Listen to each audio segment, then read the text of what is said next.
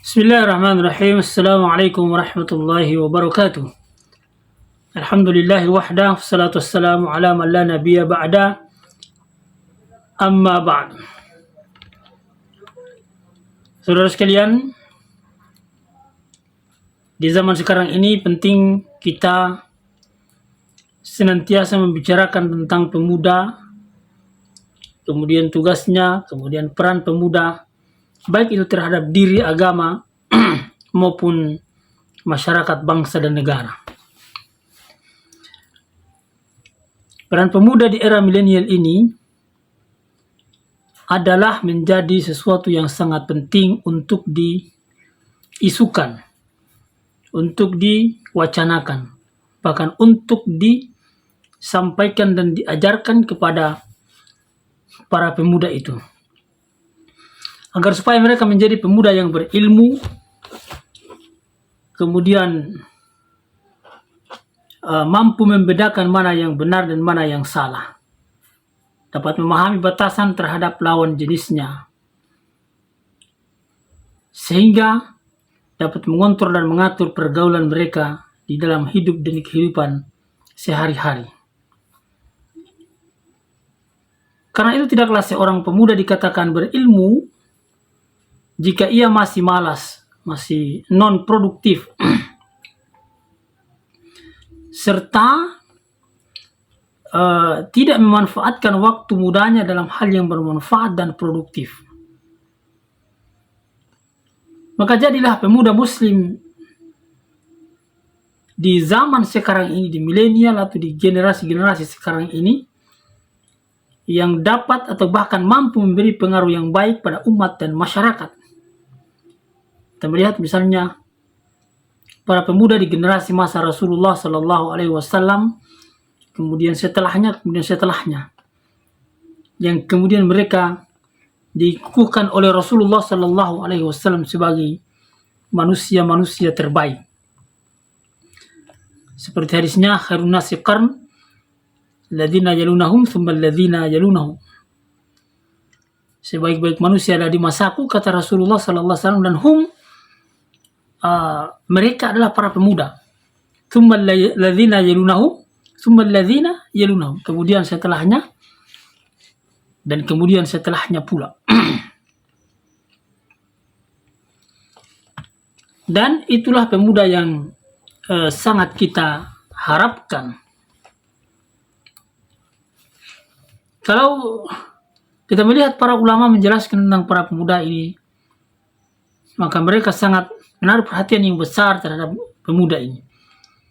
Imam Syafi'i rahimahullah ta'ala berkata tentang pemuda, bahwa demi Allah, hidupnya pemuda itu dengan ilmu dan takwa. Maka jika keduanya tidak ada, maka keberadaannya tidak dianggap ada.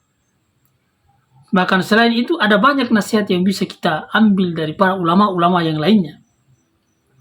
Juga misalnya diantaranya adalah Syekh Muhammad Saleh Al-Munajjid terkait dengan pemuda. Kita melihat misalnya nasihat dan fatwa dari Syekh Muhammad Saleh Al-Munajjid tentang pemuda. Ketika beliau ditanya, apakah peran pemuda Islam dalam berkontribusi membangun masyarakat Islam? Maka Syekh Al-Munajjid menjawab bahwa kita perlu memperhatikan bahwa Al-Quran menyebutkan tentang pemuda di banyak tempat. Misalnya di dalam Al-Quran surah Al-Anbiya ayat 60. Allah berfirman, qalu sami'na fata yadhkuruhum yuqalu lahu Ibrahim. Mereka berkata, kami dengar ada seorang pemuda yang mencela berhala-berhala ini yang bernama Ibrahim. Selain itu banyak hadis Nabi Shallallahu Alaihi Wasallam yang menerangkan mengenai nasihat khusus untuk pemuda muslim. Kalau kita melihat ayat tadi, mengisyaratkan kepada kita bahwa ada seorang pemuda yang bernama Ibrahim, yang kalau dikisahkan di kisahnya, Nabi Ibrahim menghancurkan patung-patung yang dianggap sebagai Tuhan oleh masyarakatnya pada saat itu. Dalam konteks pembicaraan kita ini, maka Ibrahim adalah pemuda yang bisa memberi pengaruh yang besar terhadap ketakwaan kepada Allah Subhanahu wa taala. Kita juga bisa melihat fatwa Syekh Abdul Aziz bin Baz rahimahullah taala. Ketika Syekh Abdul Aziz bin Baz ditanya, apa fatwa mengenai nasihat untuk pemuda muslim di seluruh dunia terhadap agamanya, masyarakatnya, dan umatnya? Maka Syekh menjawab bahwa segala puji bagi Allah Subhanahu wa taala. Pertama, pemuda di setiap umat adalah tulang punggung yang membentuk komponen pergerakan. Karena mereka memiliki kekuatan yang produktif dan kontributif yang terus-menerus. Dan pada umumnya, tidaklah suatu umat akan runtuh karena masih ada pundak para pemuda yang punya kepedulian dan semangat yang membara. Lalu kemudian saya mengatakan bahwa musuh-musuh Islam telah mengetahui fakta ini dan mereka pun berusaha untuk merintangi jalan para pemuda muslim. Mereka berusaha untuk mengubah cara pandang pemuda muslim. Mereka berusaha untuk menjauhkan para pemuda muslim dengan Al-Quran yang tujuannya adalah untuk meruntuhkan peradaban Islam.